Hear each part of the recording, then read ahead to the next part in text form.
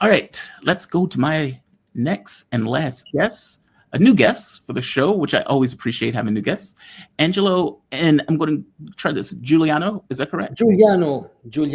Yes. Giuliano, excellent. Hi, Jamal. Um, It's a pleasure. he is he is a geopolitical financial analyst. You can find him on Twitter at, I think this is Angelo China. Oh, Angelo in in China. China. I'm sorry, Angelo in China. And you can find him on the Substack at substack.com/Angelo Giuliano. Thank you for this, man. I really appreciate it. Um, Pleasure. there is something that I saw that was taking place on Twitter. And sometimes I'm always fascinated by the conversations that take place on Twitter. And one of those had to do with, you made the point of saying that the pro-Palestinian movement has been infiltrated. Yeah. Explain it. Wait. Explain I it. need to be. We need to put some nuances here. Uh, well, there are infiltration in a sense that when you look at the funding, it's because my part of my work is following the funding. So Yes. who has been funding, and you see the strategy is to infiltrate, but also funding both sides. So you have George Soros. That is actually funding pro-Palestinian movements, Mhm. but it's a whole strategy just to penetrate them and to basically do those people know it's hard to tell, you see, but when you have conflicting messages, you have pro-LGBTs, you have just think about those pro-LGBTs and those woke that are integrated within pro-Palestinians. You see, are they representative of Palestinians? No, they are completely at the opposite when it comes to values. For example, that's just one single example. And just before, so you see, there's many have been working for the globalist agenda, including Yes. climate change, including, you see, Dan Kovic just mentioned before, Bloomberg. Greta Thunberg. Uh, Keep in mind what she's been promoting regime change around the world. Again, I'm not. I don't want to downplay what she's saying, but it's important to let people know where those figures come from and who propped them up. Those were not grassroots movements. Was World Economic Forums that backing them. So when you see all those pro-Palestinian movements going to they're showing. I even saw on the flotilla there was one person was holding a flag of Palestine and also another flag with the symbol of the Gen Z revolutions in Asia.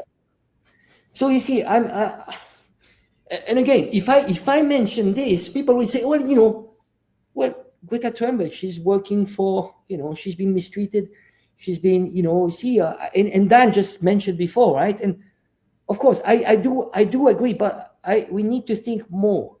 She's getting exposure right now on all Western media. Exposure is giving her importance, and it's making her the figure of pro-Palestinian movement, which shouldn't, it shouldn't be. First of all, it shouldn't be a Westerner.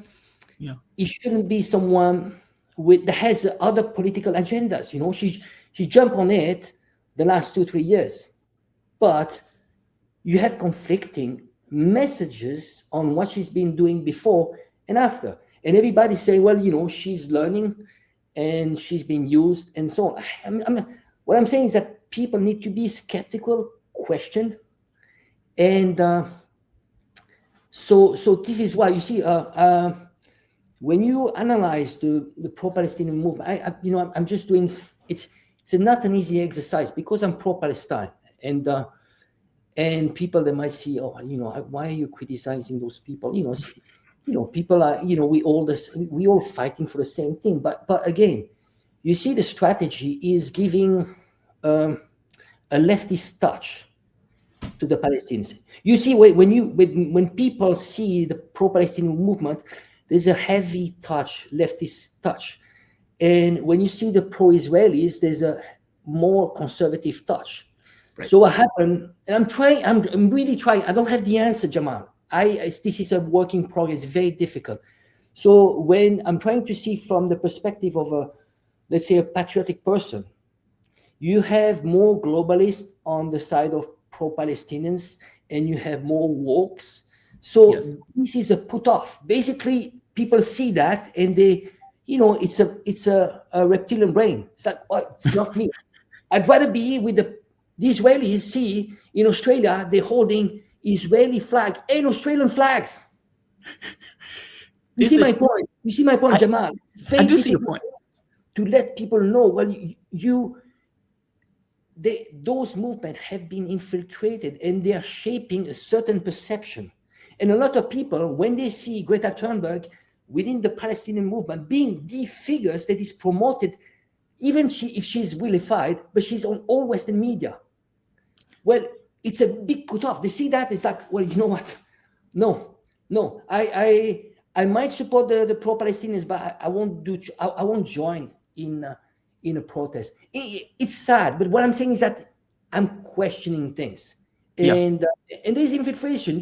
There's proof, ample proof. George Soros has been funding pro-Palestinian movement, and he's not. Believe me, he doesn't care for the pro-Palestinians. That's a way to dilute the message and control better. And make them somehow, in some ways, make them look stupid. Because when we have queers or LGBTs that are in those protests, half naked, that makes the movement being looking stupid. And people have their agenda too. They have their agendas. Let me ask you this. They never come to the pro-Palestinian movement with their own agendas. Let me ask you this. Is it possible that Greta Thunberg is a dumb kid who doesn't have, let's say, the breadth of knowledge of geopolitics in the way that you have? And she sees, oh my God, Russia invaded Ukraine, that's bad. Meaning she doesn't know the background. She doesn't get it. She's a European, right? She sees something else like, oh my God, I don't like it, that looks bad. Meaning she's following a certain trend line in the way that Europeans and the way that quasi-liberals would follow. And she see, oh my God, they're murdering babies, that's bad. Meaning, in her mind, there is nothing more than a rat and cheese. And I don't mean to compare it to a rat. I'm just saying she sees something and she says, I want to be involved because I think that's wrong. Whether she knows chapter and verse of it or not. And so in her mind, it's they're murdering babies. This is outrageous. Now, and basically, I mean, really, this is a good thing, what she does. She doesn't have the full... I just hope that, that she's being naive, she's being used. Again, we should welcome anyone that is supporting the Palestinians. Anyone, absolutely anyone. But it's healthy to have this conversation, and especially when you are putting in front. Right now, most people, what they saw in the last 72 hours, they saw Greta Thunberg as being the image of the pro-Palestinian movement. Think about it. It doesn't mean that they're vilifying her, but vilifying, it doesn't matter. It's how much coverage you get. If you don't get coverage, then you're not relevant. She's becoming relevant, and she shouldn't be the face of that movement. No, she shouldn't. Agree. Face of the movement. Who are the real heroes?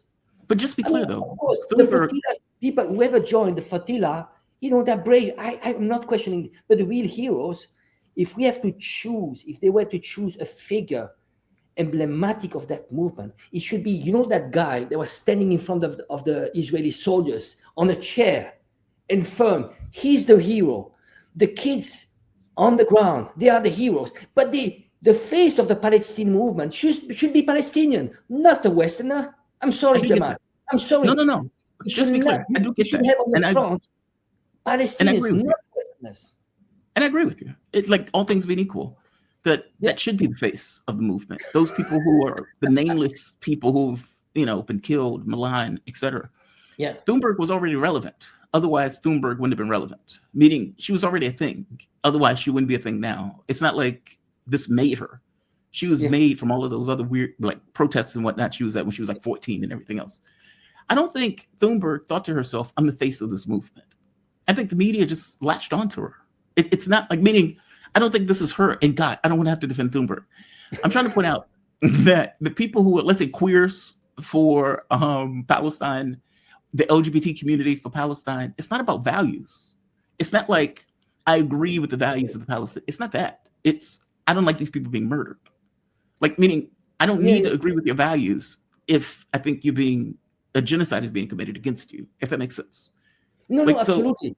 yeah, But you see, I'm making the links with those, let's say, woke movements because they're being funded by that's by Soros. Soros, and Soros Yeah, is Zionist. You see my point? It's just, yeah, and the he's a image. goon. You see, Yes, when you look at Palestinians, they are conservative, and this is actually it's very antagonistic. You know, if you are really pro-Palestinian, you know who you should support. You should support Palestinians and their values and the axis of resistance, because who's fighting is the axis of resistance. When you look at those guys, you had anti-Assad they are within the pro-Palestinian movement. It's very yes, heavy. You have anti-Iran, and so on. But again, this is maybe a lack of broader knowledge in terms of geopolitical knowledge. And again, I'm just it's just I find it healthy to question, just to question, but I'm not downplaying. Absolutely not, really. agreed. And I know many of my friends are supporting Greta Thunberg, and it's right, but it's healthy to question, just question, really, because Agreed. there are too many movements that are infiltrated, and because maybe it's because of my experience in color revolutions. You see, on the surface is very healthy. You say, oh, this is, there's a legitimate cause. It's the Mhm. same. It starts with the against corruption and so on, and then movements are hijacked. And this is why we need to be extremely careful. I'm extra cautious, but you know why I do this? It's not because I don't like this and that person, because what is at stake is far bigger than ourselves. People are Yes, dying, and I do care so much. And it's not about rivalries, about egos and so on, but I see how, they are very sophisticated. CIA, all those NGOs, they are so sophisticated. Do you think for a second that they care for Palestinians? oh God, no, of No. course not. Even Amnesty Internationals, they are whitewashing their image through Palestine. So they take a pro-Palestinian stance, but on the rest, they're completely hypocrites. Human Rights Angelo, Watch, the same. So you see, they're using Palestinian movement to whitewash and to look good. So, but on the other side, they're promoting regime change, and they're doing the work for the globalists. You see my agreed. point? I do They see your point, use and I do agree. Like, these people can have very mixed wants. Like, and Thunberg is a really good example. She has supported all of these regime change operations, but I think, for me, I think I boil this down to people see kids being murdered in mass and on yeah, this ritualistic type yeah, killing, and as human beings, they say that's wrong. yeah, Meaning, we may have difference of agreements on Ukraine, we may have difference of agreements on Iran, on Assad, on all of this stuff, but these people are being a genocide is being committed. They're being starved to death. They're being murdered. They're being raped. They're being thrown into cages. And all of this is being done before our eyes. And so, rational human being that has a conscience looks at that, yeah, regardless of the other issues, and say that's outrageous. That's wrong. Like, and it doesn't. It's not a value issue. It's not like I'm pro LGBTQ, so I can't be against genocide. Like, it yeah, yeah, cuts yeah. across a huge swath of people beyond their own political ambitions and Yeah, yeah. causes. I mean, you have a lot of right wingers in the states who think, "Hey, this is I'm just wrong." highlighting. Yeah, Jamal. I'm just highlighting contradictions. You see, Yes, when you look at, if you really dig into what is Israel, the function of Israel, and so on, this is about the British Empire that wanted to divide the Arab Muslim world, and they used what they called a foreign entity. 1907, the yes, British, the British, they had this conference and they wanted a foreign entity, and then you had the Zionists that proposed where we can fulfill that. I'm just simplifying just to make it short.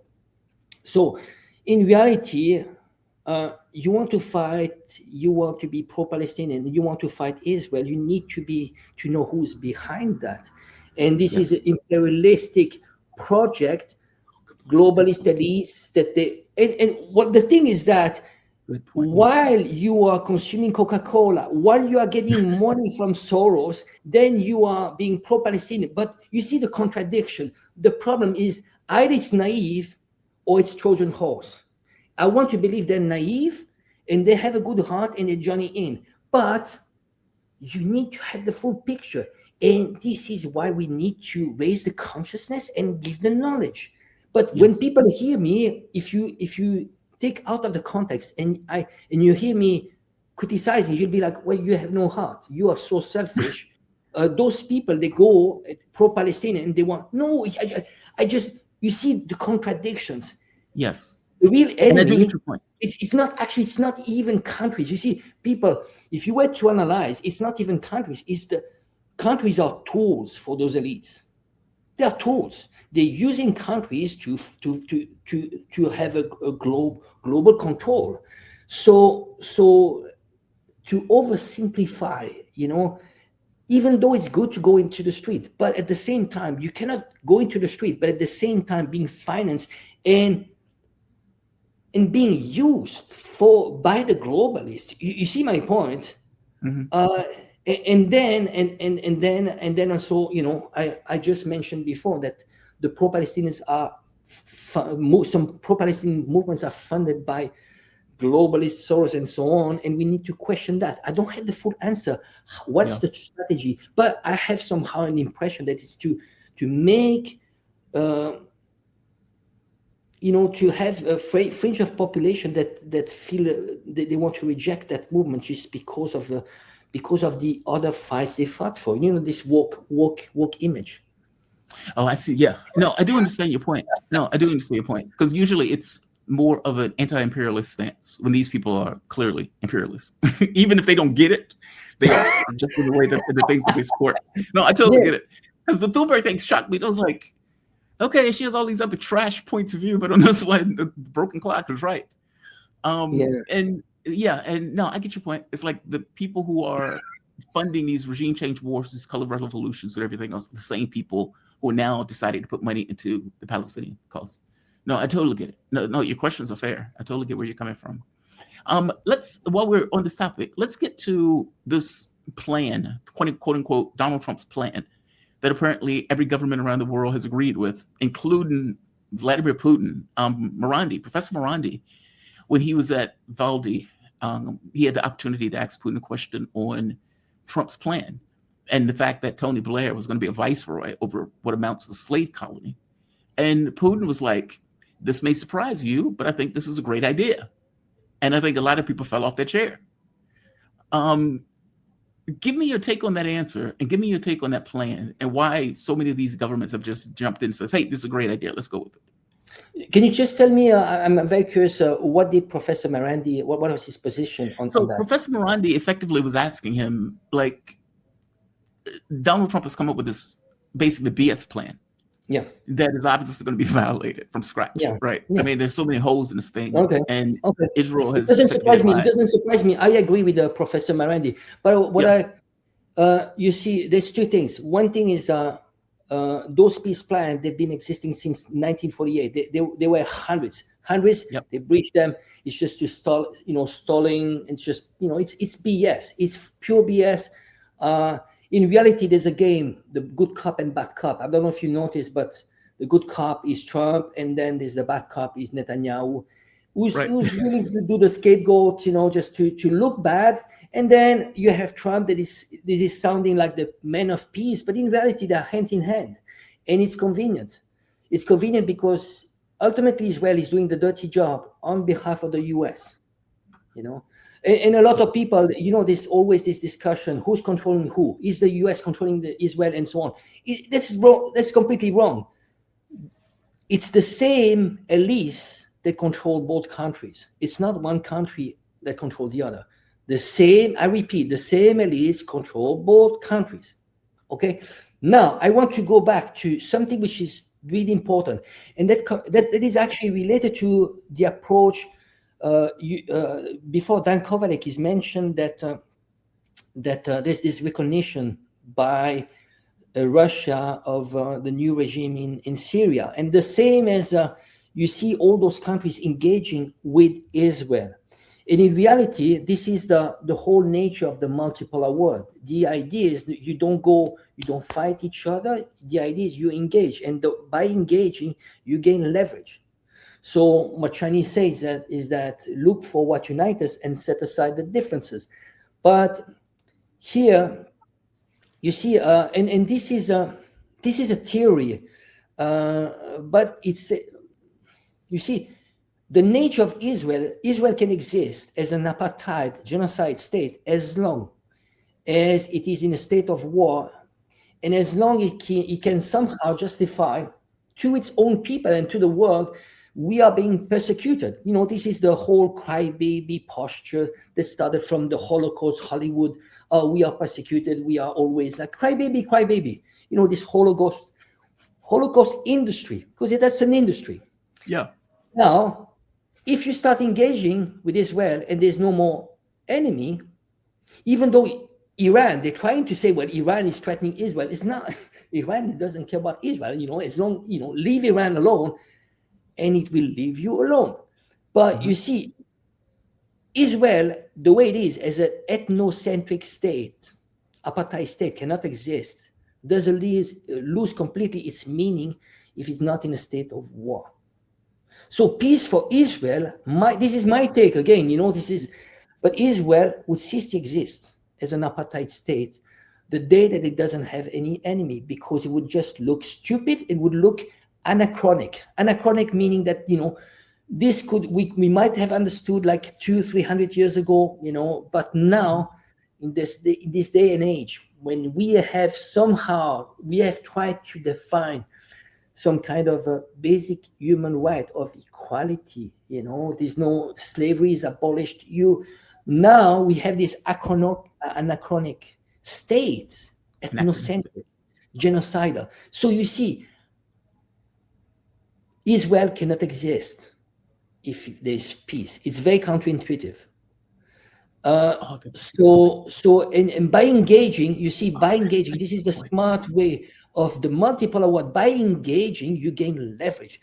China will never put sanctions. And so, you see, Putin, the philosophy comes from China, really, and it's very Asian.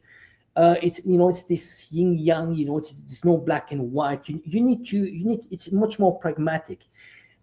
By engaging, you gain leverage. So even Putin is not there's not confrontation when it comes to Syria. Why would you confront Syria? If you confront Syria, you have much more to gain by engaging than by doing confrontation. Even though you might not like the person. Yeah. But at least you put aside the differences you have. So Putin, what he gains access to his base. He doesn't need to leave Syria. And the same with Israel. He needs to be pragmatic. Let's engage with Israel. Israel, you can despise it or not, but the reality of the new polar world, Israel will have its function there. And it will be live and let live. Can we work together? Yes or no? But that's the reality on the ground. Multipolar world, the philosophy is you work with the reality on the ground. And I'm just going to do a link with what happened in Nepal. You see, there was a coup, there was a color revolution, and some analysts they deny that. But anyways, now it's obvious. You have most of the ministers they were all most of them were on the payroll for decades on the US aid and so on. Yes. So basically, that's a pro-US government you have now in Nepal. But Chinese ambassador, the first thing he did, even though he knows that this is an anti-China government. Well, the first thing is that you congratulate them. China the same with the Taliban. That's what they did with Syria. The same, So that's a very smart way. You engage so you can gain leverage rather than confrontation. And that's the new reality of the multipolar world. And a lot of people will not understand because they still use Western lenses where we get confrontational because of ideology. Multipolar world is not about ideology. It is very pragmatic. Very pragmatic. It's about business. Business brings prosperity, and somehow if you have a problem with a country, well, you put those problems. That's why you have India talking to China. Right. We have border issues. we are kind of de facto at war, small war, but we can trade together. And why not? And somehow through SCO, you have India and Pakistan that are going to talk to each other. Mm-hmm. Did that work with South Africa, though, as an apartheid state? Sorry? Did that work with South Africa as an apartheid state? I mean, I know Israel has a religious component to the way that they operate, but you mean China, or? Well, just this notion of working with a country that's doing something grotesque. Oh, I mean, yeah. South Africa was effectively having Africans in an apartheid where you had a small white minority overruling, like basically ruling a larger African majority. How did the rest of the world engage with South Africa in order to get it to? Okay. What you see, the multiple award is about we need to use international laws. So China, whatever, China will want to, has been going against Israel all the time, but legally. What happens that because the US and also its allies, the British and France, they have a veto power at the UN, and they've been undermining the UN. But always China, for example, and Russia too, they've been denouncing what was happening in Palestine, and they did the same with South Africa. But when it came to South Africa, you had the US that they didn't put the veto like they did for Israel. So you see, it doesn't mean, you see, if it's something immoral that is happening, well, China will step out and say this is immoral, and they've been doing that. You see, the recognition of the Palestinian state, I think it's 1987, something like this, Jamal, but at least 1987. You see all those countries jumping on the bandwagon, just all those countries, that just now, only now, they recognize the Palestinian state. It is extremely hypocritical. It's almost disgusting. It's almost disgusting. You know why? Because now Palestinian state is not viable. It's not viable anymore. Why? I'll give you many different reasons. Well, first of all, the way they fragmented the West Bank, it's completely fragmented. It's not viable. Now, there's an equal genocide. We don't talk much about this, but do you know that for the next 30 years in Gaza, the life will be not viable. You won't be able to plant vegetables. The sewage, all the sewage of 2 million people, everything has been destroyed. Everything is going to the sea. So that means that fishing will be impossible for ages. And it will take $50 billion for reconstruction. But for 30 years, people will live in a toxic environment and will not be self-sufficient. They will have to live under the rations from the UN. 2 million people. This was part of the plan. So not only you give them low calorie, they are in starving mode, but at the same time you destroy completely the ecosystem. And nobody's talking about this. Talk about peace, but peace 30 years, for 30 years, even if there's a solution for Gaza, but for next 30 years, people will be living in a toxic environment, and nobody talks about this.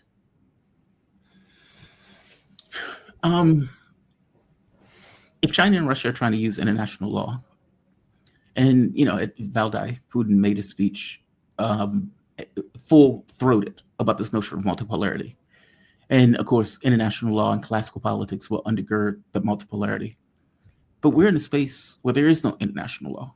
I mean, I've made the argument, and I think I've made it successfully, even to people who are international lawyers or people who believed in it, that there is no such thing. Does a thing exist if nobody pays attention to the fact that the thing exists? If a tree falls in a forest, nobody hears, doesn't make a sound. This is kind of international law currently. And so I'm glad we're going there, Jamal. I'm glad. This is so essential. I'm going to make the link. You see, the world order, all those entities that were created after World War II are Western controlled. And I'm going to give you a list. The World Bank, the UN, they're all Western controlled. They have the veto power. China, you know why China has actually a veto power? Because back then, after World War II, Taiwan represented China and was a US puppet.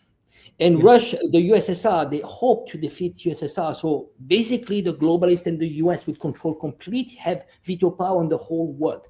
So now you have all those entities, IMF, World Bank, the UN, and you have even like those supranational entities like the FIFA, UEFA, and so on. Well, just look at the Olympic Committee. They're all white guys. There's not a representative from Asia or an African. They're all white guys, and this is why they're accepting Israel. They're not kicking out Israel from the FIFA and UEFA. So you see, what happened? You mentioned international law. Because the US and the West has been undermining international law because they have de facto veto power everywhere. Name it, IMF, World Bank, they have veto power. They completely control those entities. This is why the multipolar world through BRICS and SCO, they've been building a framework that could be replacing somehow, if those entities controlled by the West are not reformed, they will replace. Why? Because in terms of population, in terms of GDP, especially purchasing power parity, they're much bigger. So you don't want to play fair. You control those entities. We are going to create our own entities, including banks. So when you analyze even the Olympic Games, they already have a similar games. I think it's the Asian Games. They're starting with their own entities. The World Bank, they have their own bank. Yes. In terms of security, you have SCO, but they're not politic entities. So far, it's all about pragmatic. It's about trading. There's some security. The SCO deals about security, but SCO is actually transforming into an economic entity. That means that now, when you talk about BRICS, you need to add up SCO. So this is getting massive. So international law, well, they are starting to work without us. And in terms of economic finance, we see two different models emerging. One that is going to be backed by commodities, gold, that is BRICS. This is why we have gold, which is at all-time high, especially today. It's 4,000. It's at $4,000. Yeah. It's touching right now. It's I have the screen right here. It's touching 4,000. Well, because it's not fiat currencies is things of the past, and now you have the US, which is planning. You have Bitcoin. This is an escape strategy, Bitcoin, but a lot of the US debt is going to be recycled through stable coins. That's the whole plan. And this is why you had the advisor, Koriko, Putin's advisor, that actually exposed the plan of the US to debase the US debt. So we might have this multipolar world, which is going to work alongside this isolated collective West, because the collective West is isolated itself.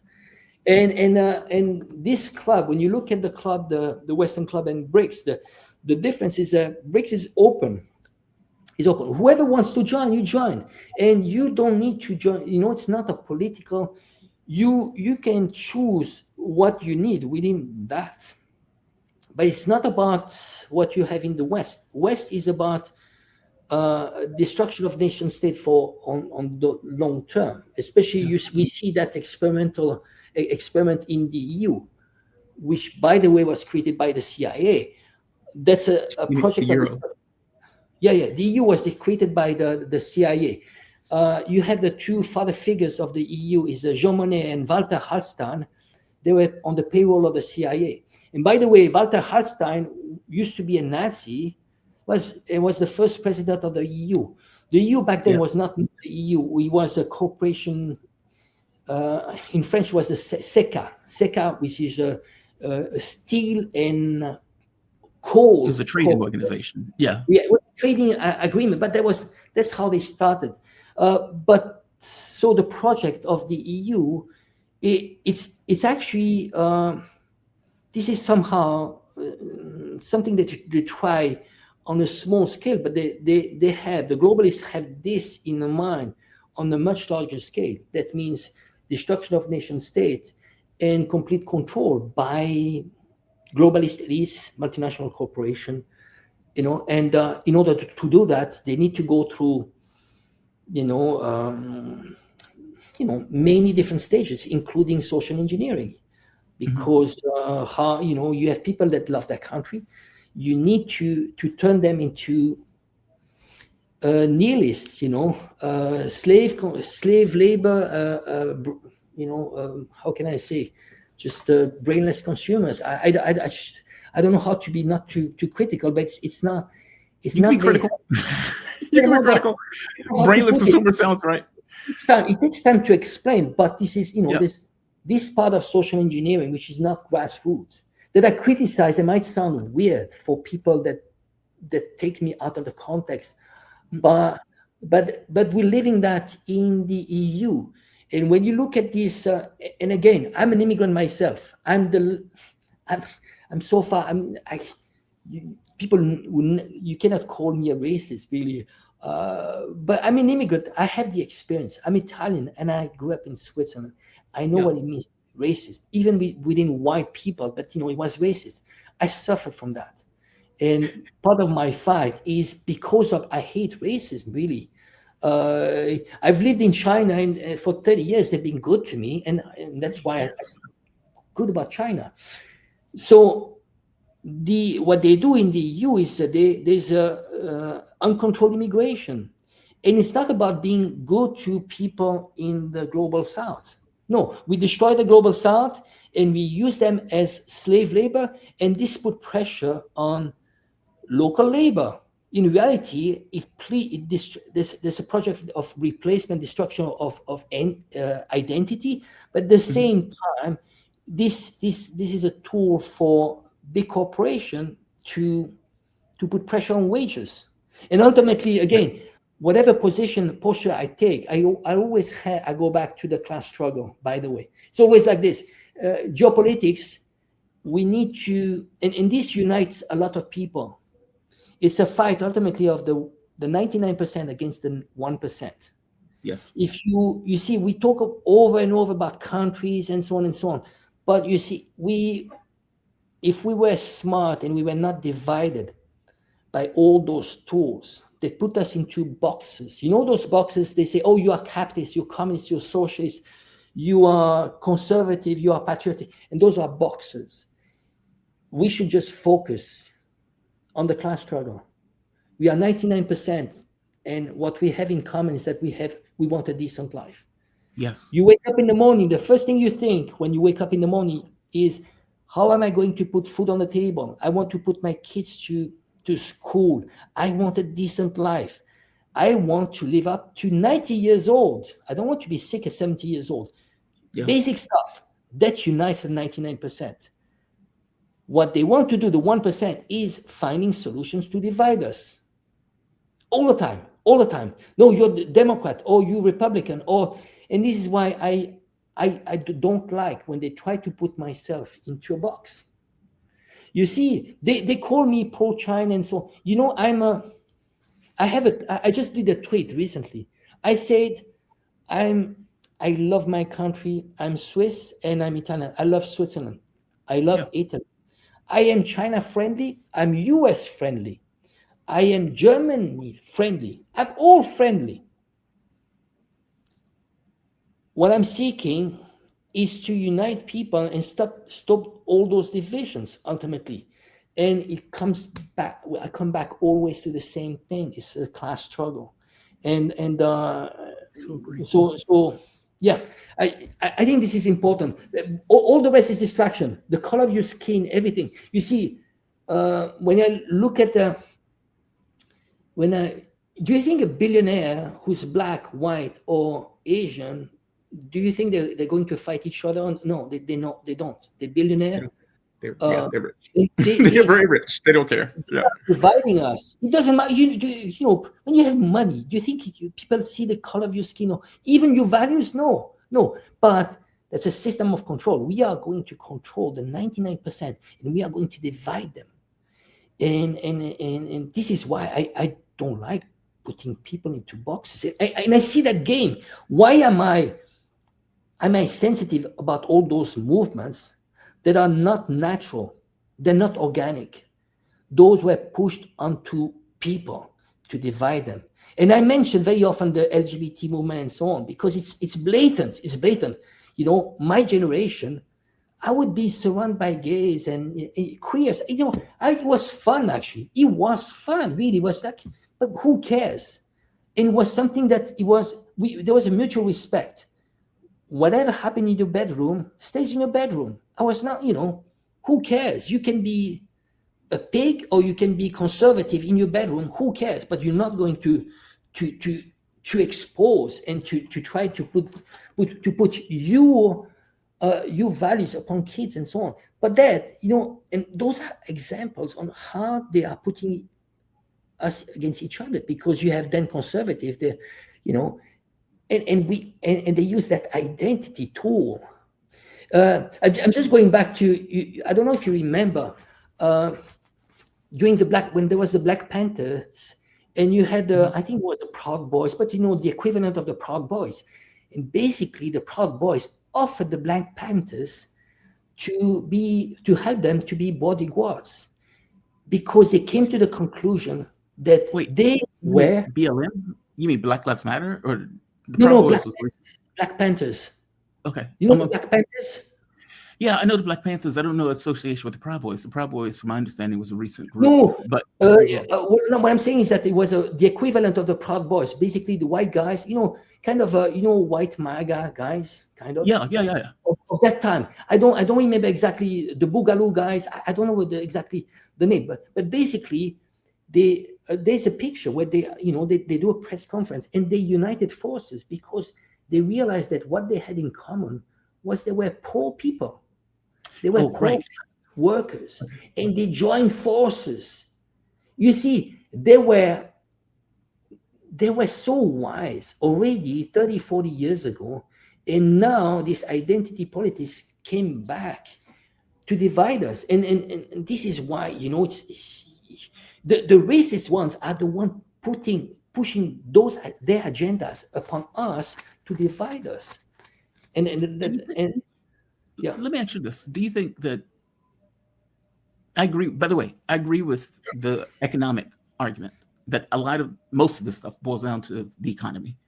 The rich versus the poor, the fact that somebody is 1% and somebody else is struggling just to make ends meet. And I also agree that our commonality binds us far more than anything else. Like, meaning, I have to put my pants on it the same way. I get stomach aches. I stump my toe. You know, all of us are human beings that care about how do we take care of our kids, how do we put food on the table, how do we live our life. 1,000% agreed. For some reason, that gets muddled in the way that we engage, but I agree, that's true.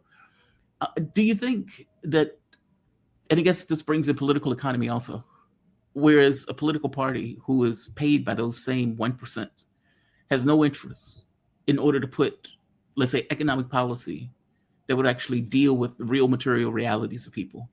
And so instead, what they do is, you're Black, you're white, you're gay, you're straight, you're Hispanic, you're whatever. Meaning, they put these people into boxes in that way because they don't necessarily want to deal with economic realities. And if you can make somebody deal with something that is very personal to them, like your identity, and you're being hated for that identity, well, that matters. That's going to be visceral in the way that people respond to it. Then you could get some level of political economy out of it without actually dealing with economic issues, which is what I argue has taken place in the US. I don't know about Europe, but that is definitely what's taking place here. Well, the division is a system of control. You see, the problem is that once you get people to realize it's a class struggle, then they are going to focus on getting more on the table. I'm talking about disposable income. Those are, you see, Chinese, you know, when you go to, I've been speaking with Chinese for half of my life, and you talk to a Chinese and you say, oh, you have topics like freedom, and Chinese, they're going to say, can I eat freedom? Freedom? Really? Can I eat it? You know what I mean? Really? And he's going to be very blunt, very direct. He's going to say, money is freedom. You have money, you buy a passport, you can buy 10 passports, you can have houses all around the world. Why don't you stop talking about freedom? You know, it's about the real life. Be real. The West is, there's too much ideology, way too much. way too much. If you take away all those ideologies, we are very similar. You see, same as going back to Israel, Palestine, Jews and Arabs and Muslims were living side by side until you had people that came over and they divided those, Yes, for hundreds of years, thousands of years. And it's the same, So it's a whole system of control because they don't want people to have this class consciousness. And the danger is, if you go to Cuba or Venezuela, they are teaching people about class consciousness, basic stuff. In the US, I don't know if you noticed, but you have Democrats calling Republicans communists and Republicans calling Democrats communists. And guess what? Most of them have never read Marx.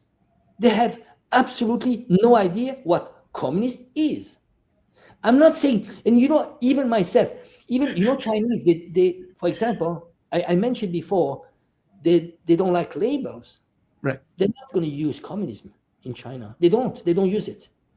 The most they might say, they might call, we have a socialist system with Chinese characteristics. Right. And they are so pragmatic that you see, when there was the opening up of China, Deng Xiaoping in 1978 or 79, they were doing reforms and they were very smart. They use best practice policy. They went around the world and they say they studied everywhere, the political system and the economic system. And Deng Xiaoping said, it doesn't matter if the cat is white or black, as long as it catches the mouse. There's so much wisdom there. So much wisdom. That means, why are we going to be stuck in one ideology, communism, that right now might not be the right one? Why don't we use capitalistic tools in the meantime to achieve a certain level? And they were very pragmatic. They needed transfer of technology and they needed funding. So where do you get that from? You get that from the US. So they started, adopting capitalistic tools, and also they played kind of the US thought that they were playing China against the USSR, but China pretended that it was antagonizing the USSR. So basically decided, be close to your friends, but even be closer to your enemy. That's what China did with the US, because it needed to achieve something very pragmatic. So you see my point. Still now, China is very pragmatic. It is going to use whatever tools it wants, but still keeping in mind that the ultimate goal is that you have, they need to achieve, and this is the tacit agreement between the government and the population. They need to achieve this global prosperity, this, and when you look at the metrics, metrics don't lie. Age expectancy, you have a high age expectancy in China, and all the metrics, 800 million people being lifted out of poverty in 4 years. Everything is there, and you just can see infrastructure. You see in the US, you go into the US, there's hundreds of thousands of dollars of debt, every single individual. So you are born with that debt as an American. Yeah. But you have nothing. Look around, you have nothing. In China, well, you pay your tax, but you look around, there's infrastructure. And believe me, when you talk to people, they are so proud about this. And the metrics, you see, we talk about the metrics in the West.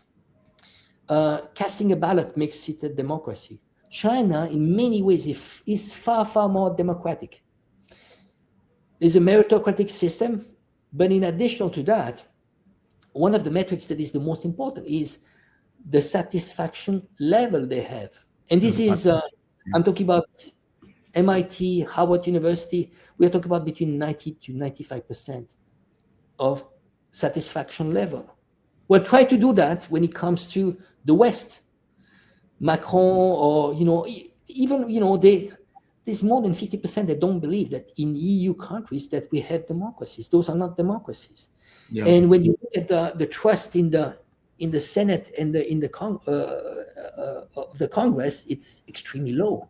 Yes, pond scum is more popular. Yeah. Angelo, thank you for this. No, I agree with you. I agree with your take. I mean, like, you can look at China and see the buildings and everything else. You can see the high-speed rail.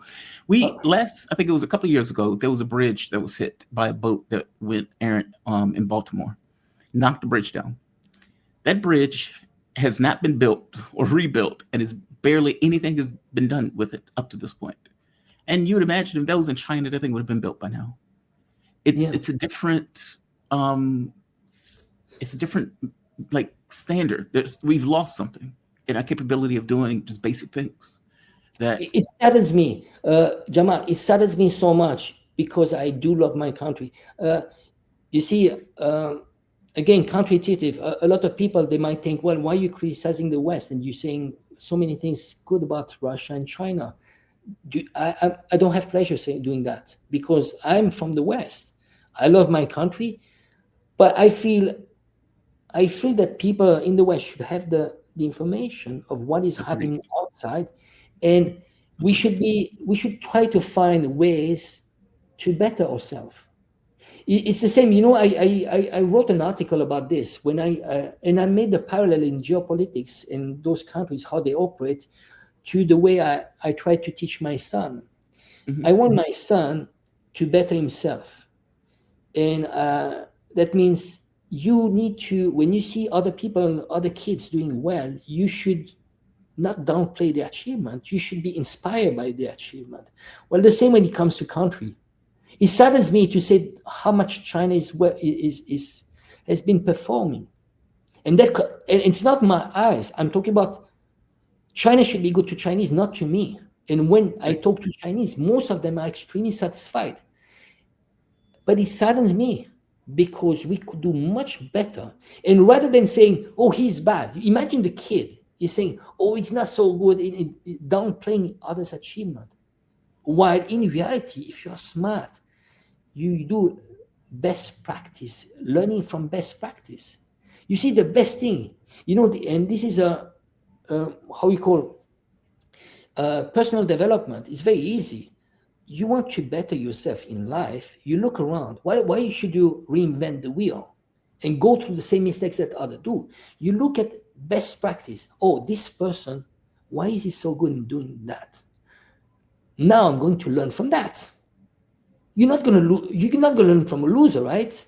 You are going to look for someone that inspires you and learn from that. And that's the message I'm trying to convey there to the West, is that we don't need to be like China, and we'll never be, and we cannot be like China because it doesn't fit our history and our values. But let's be humble and look for what China has achieved and what we can learn from them. But you see, the arrogance is what is killing the collective West, because we look down on those countries, in which, by the way, you see, people should learn about history. But what we have, the collective West being hegemonic, or being, the superpower right now, I mean, through the US, that's a historical anomaly that has lasted maybe 200 years.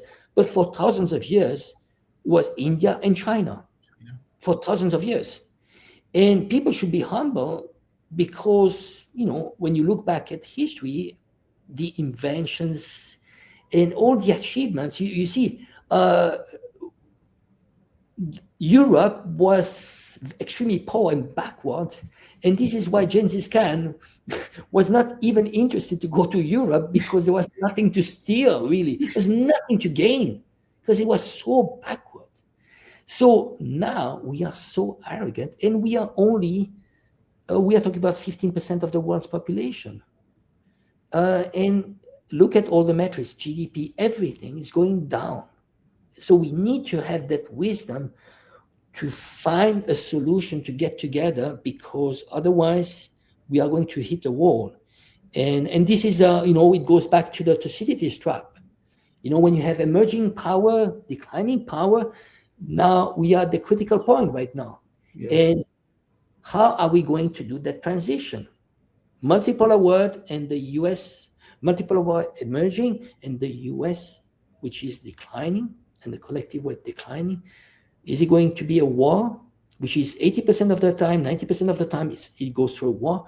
Or are we going to be wise enough to avert a war and somehow try to work together? Angelo, wise doesn't register right now. Like, this is not JFK trying to maneuver us without a world war. Jamal, I'm trying to be genuine, really. Ultimately, I want the best, really. You see, I'm 55 years old. I have, you see, I enjoy this discussion we have, but I'm just wishing that people empower themselves, really, and knowledge is power. Just get the information, because this is how we can be stronger and more united. And what they want us to be is people that are zombified by taking drugs, watching Netflix, and eating junk food on a sofa. Sorry, but I, Jamal. Anyway, it's been a pleasure. But it's good. I managed to keep a smile, but that's why I'm doing this. So going back to this, that's why I'm doing this, and somehow going back to how I want to teach my son is that, be the change you want to see in the world. We need to embody that change. So maybe one day he's going to watch some of those videos, and maybe he's gonna, he might be inspired, hopefully. But if we can be, you and us, by this contribution, by doing this video, we can make a change, no matter how big. Then we can define our life as being meaningful. Yeah. Angelo, I have appreciated this conversation. I really have. And look, much of it I agree with you on. Be the change you want to see in the world. Agreed. Yeah. Angelo Giuliano, thank you for this, man. Again, deeply appreciate this, you joining me with this. He's a geopolitical analyst, a geopolitical financial analyst. You can find him on Twitter at Angelo in China. And you can find him on Substack at Angelo, I think this is Giuliano. By the way, is there anywhere else that people can find you, where they can find your reporting or your work? I have a YouTube channel, but it's been kind of a shadow ban. But Angelo Giuliano, just type in Angelo Giuliano on YouTube. When I have time, I try to do that. But okay. That's pretty much all. Thank you for this, man. You have a fantastic rest of your day. It's late there, so you're in Bangkok. It's late in Bangkok, so you be safe. Have a good night. All right. We have come to the end.